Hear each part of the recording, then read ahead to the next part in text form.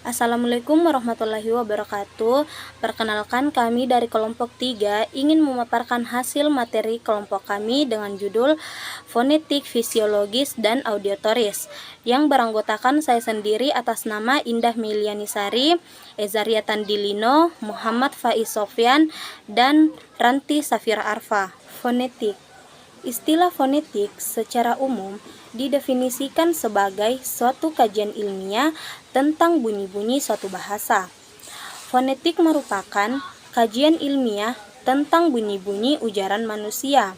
Hanya bunyi-bunyi ujaran yang dipakai dalam tindak komunikasi lah yang dikaji dalam fonetik.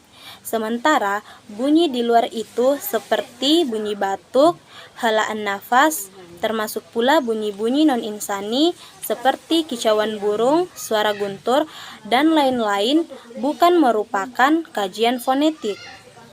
Pengertian fisiologi. Fisiologi atau ilmu faal adalah salah satu dari cabang-cabang biologi yang mempelajari berlangsungnya sistem kehidupan. Fisiologi merupakan ilmu yang mempelajari fungsi normal tubuh dengan berbagai gejala yang ada pada sistem hidup serta pengaturan atas segala fungsi dalam sistem tersebut. Berbagai aktivitas yang terjadi pada sistem hidup selanjutnya disebut fungsi kehidupan atau fungsi hidup. Jadi fungsi hidup ialah fungsi sistem yang ada dalam tubuh makhluk hidup. Fonetik auditoris ialah fonetik yang mempelajari bagaimana mekanisme telinga menerima bunyi bahasa sebagai getaran udara. Dalam fonetik ini, yang dipelajari adalah proses resepsi bunyi dan terutama bagaimana otak mengolah data yang masuk sebagai suara. Jenis-jenis fonetik.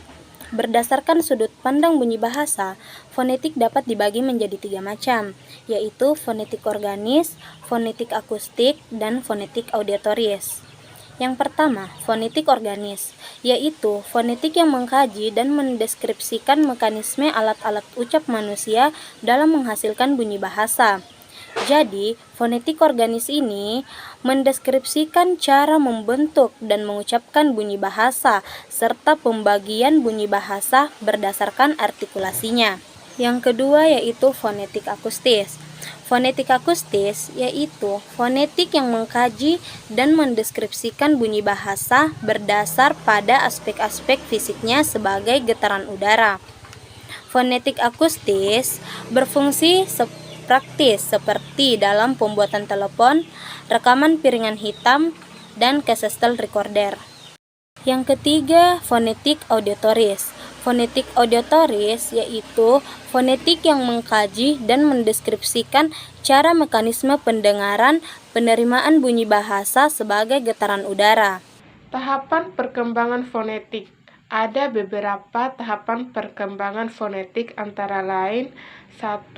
Perkembangan pengetahuan fonetik pada bayi. Bayi memperoleh bahasa dimulai dari mendengar bunyi ujaran dari orang-orang di sekitarnya. Bayi belajar mendengarkan bunyi ujaran yang terdapat hampir sama namun memiliki makna berbeda. Pengetahuan fonetik bayi dalam bahasa reseptif berkembang ketika mendengar bunyi ujaran di lingkungannya. Para peneliti melakukan penelitian tentang daya pemahaman bunyi fetus ketika periode akhir sebelum dilahirkan. Daya pemahaman bunyi pada fetus menunjukkan bahwa kemampuan untuk mendengar sudah mulai berkembang mulai kehamilan 25 minggu untuk menerima bunyi dan usia 35 minggu untuk ketajaman pendengaran seperti orang dewasa. 2. Pada usia prasekolah, keadaan reseptif anak dan produksi bunyi yang berhubungan dengan bahasa hampir berkembang baik. Urutan perkembangan fonem pada manusia menunjukkan kompleks yang ada dalam produksi setiap fonem. Misalnya, fonem vokal diperoleh lebih awal dan konsonan karena bunyi vokal tidak membutuhkan koordinasi mulut yang rumit. 4. Perkembangan pengetahuan fonetik. Anak paman kanak-kanak, anak usia taman kanak-kanak semakin mampu untuk memahami kemiripan dan perbedaan bunyi dalam bentuk permainan.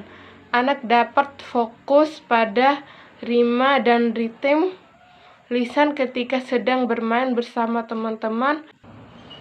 Permainan yang dapat meningkatkan kesadaran bunyi mengenai pola bunyi dan perbedaan bunyi, yaitu nyanyian, rima, membaca puisi, dan permainan kata. Pengaruh sifat bunyi terhadap anak tunarungu. Macam-macam sumber bunyi dapat dihasilkan atau bersumber dari benda-benda, bunyi binatang, alat musik, suara manusia, dan sebagainya. Bagi orang yang mendengar, mereka akan dengan mudah membedakan sumber bunyi itu, tetapi bagi anak tunarungu merupakan suatu hal yang sulit. Untuk itu, latihan membedakan sumber bunyi mempunyai arti yang sangat penting. Dengan menghayati bunyi-bunyi yang telah diketahui sumbernya, anak tunarungu akan menyatu dengan dunia yang penuh bunyi itu. Bahkan, mereka akan mampu menghayati suara sebagai sesuatu yang dapat memberi kesenangan tersendiri. Yang lebih penting adalah mereka akan semakin mampu menghayati bunyi bahasa yang dihasilkan oleh alat ucap manusia, sehingga mereka mengerti dan memahami ucapan orang lain. Mereka mampu mengucapkan bunyi-bunyi bahasa tersebut. Melalui pemahaman sumber bunyi ini, mereka akan semakin mampu mengembangkan bahasanya. Demikian yang dapat kelompok kami sampaikan, lebih dan kurangnya kami mohon maaf. Wassalamualaikum warahmatullahi wabarakatuh.